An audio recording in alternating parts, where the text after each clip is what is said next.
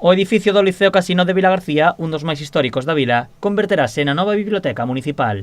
O proxecto permitirá ao Concello actuar en dous espazos relevantes para a vila: rehabilitar o edificio histórico do Casino e crear unha biblioteca ampla e adaptada. Xa dixemos que queríamos unha nova biblioteca, que Vilagarcía merecía.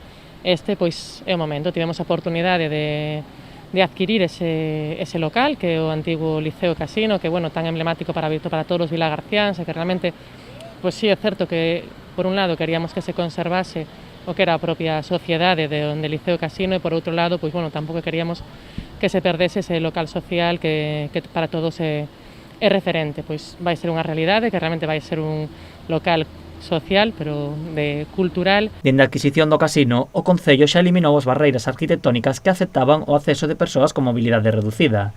Pensando neles tamén, dentro do proxecto inclúese un ascensor ata a terraza. O novo espazo será amplo, espazoso e sustentable. Hai que ter en conta que é un local que, por sorte, ten unha ventaxa moi grande que dá a 3 rúas.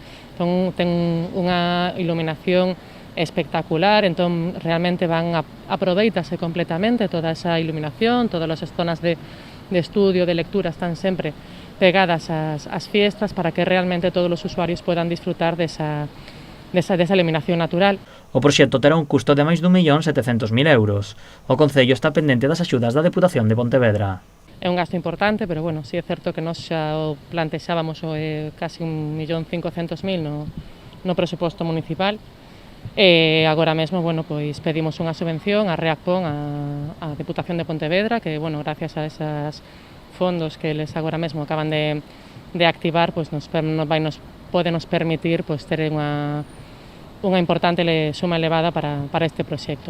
O proxecto aínda terá que sair a licitación, co que a nova biblioteca deberá agardar ata o vindeiro ano.